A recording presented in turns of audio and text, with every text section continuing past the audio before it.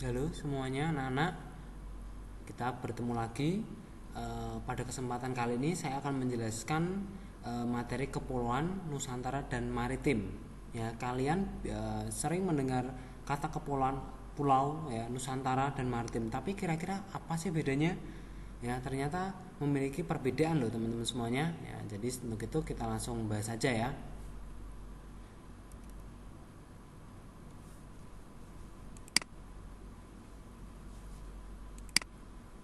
Oke, kita bahas yang pertama adalah kepulauan, ya. Kepulauan itu berasal dari kata pulau. Ya, pulau itu sendiri merupakan daratan yang terbentuk secara alami maupun non alami yang dikelilingi perairan atau lautan. Jadi kalau semisal kalian amati gambar yang ini, ya, gambar yang atas ini adalah pulau karena dia daratan yang berdiri sendiri, ya, dikelilingi oleh perairan atau lautan. Ini namanya pulau. Nah, sedangkan kepulauan merupakan kumpulan atau gugusan lebih dari satu pulau atau banyak pulau. Nah, ini kelanjutannya nih. Ya, ini tidak hanya satu pulau, ini gambar yang bawah. Ini kepulauan di Riau, ya.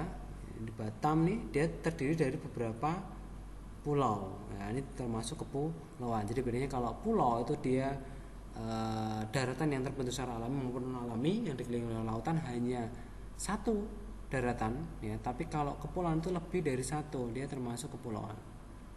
Oke, lanjut ya.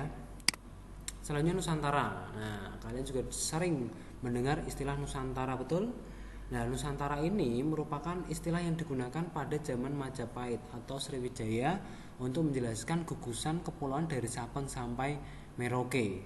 Jadi ketika zaman kerajaan Sriwijaya ataupun Majapahit, untuk mempermudah karena dulu kan belum ada nama Indonesia, ya, maka dari itu kita masih dipimpin oleh masa kerajaan, ya, maka dari itu untuk mempermudah penyebutan dari Sabang sampai Merauke itu menggunakan istilah Nusantara. Jadi istilah Nusantara ini pada masa kerajaan, yaitu kerajaan Sriwijaya ataupun Majapahit, ya, karena Indonesia belum merdeka pada waktu itu, Indonesia masih dalam bentuk kerajaan, ya. Nah, kemudian digunakan lagi oleh Ki Hajar Dewantara. Ya, ini sebagai bentuk pemersatu bangsa guna melawan penjajah. Jadi waktu Indonesia dijajah pun, Indonesia kan namanya Hindia Belanda, ya, karena kita belum merdeka. Nah, untuk melawan, ya, penjajah dalam bentuk pemersatu bangsa, maka dari itu Ki Hajar Dewantara menggunakan istilah, ya, yang digunakan oleh kerajaan-kerajaan pada masa lampau, yaitu Nusantara, untuk mempersatukan masyarakat Indonesia dan digunakan sebagai senjata untuk melawan penjajah.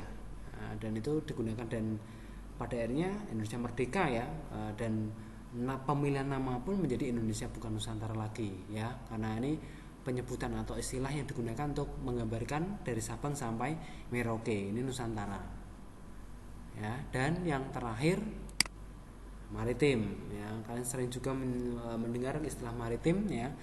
Maritim merupakan sesuatu yang berhubungan dengan kelautan dan sangat erat dengan negara maritim. Nah, sedangkan negara maritim merupakan negara yang sudah berdaulat dalam mengelola, memanfaatkan, memaksimalkan sumber daya laut secara berkelanjutan. Jadi, kalau maritim itu lebih ke segala sesuatu yang berhubungan dengan kelautan, baik itu sumber daya alam, baik itu aktivitas masyarakat, ya, yang berada di lautan itu maritim, ya. Tapi biasanya negara maritim ini sangat erat sekali dihubungkan dengan negara maritim. Ya, tapi kalau negara maritim itu sudah dalam konteks kebernegaraan, ya, anak-anak semuanya, ya. Jadi kalau didefinisikan itu, ya, negara yang sudah berdaulat, ya. Berdaulat itu berarti artinya apa? Sudah mampu mengelola, memanfaatkan, ya, memaksimalkan, ya, sumber daya alam laut, ya, secara berkelanjutan, baik itu ikannya, baik itu pengamanan dari batas wilayah laut Indonesia, baik itu pengelolaan sumber daya minyak dan gas yang ada di laut, ya, ataupun potensi wisata, ya, wisata maritim atau wisata bahari. Nah, itu sudah dikelola, sudah dimanfaatkan secara maksimal dan secara berkelanjutan, ya. Jadi anak cucu kita juga bisa menikmati sumber daya alam kelautan. Nah, itu sebagai negara maritim. Nah, pertanyaannya, apakah Indonesia sudah? Nah, silakan teman-teman sendiri yang menjawab, ya, untuk pertanyaan itu, ya. Indonesia berpotensi, tapi kalau sudah menjadi negara maritim sepertinya ya sedang berjalan ya. Oke, jadi itu ya teman-teman semuanya. Jadi perbedaan antara kepulauan, Nusantara, dan maritim. Kalau kepulauan lebih ke objek fisiknya yaitu pulau atau gabungan dari beberapa pulau. Kalau Nusantara itu istilah yang digunakan pada masa kerajaan ya untuk menggambarkan kepulauan dari Sabang sampai Merauke. Dan maritim ya ini sudah berkaitan dengan hubungan segala sesuatu yang berkaitan dengan kelautan atau dalam konteks negara maritim ya. Negara sudah berdaulat ya, maksimalkan mengelola manfaatkan sumber daya alam laut secara berkelanjutan. Nah, gitu ya teman-teman semuanya. Oke, untuk pertemuan kita kali ini saya cukupkan ya. Mudah-mudahan bermanfaat video ini. Terima kasih. Selamat belajar.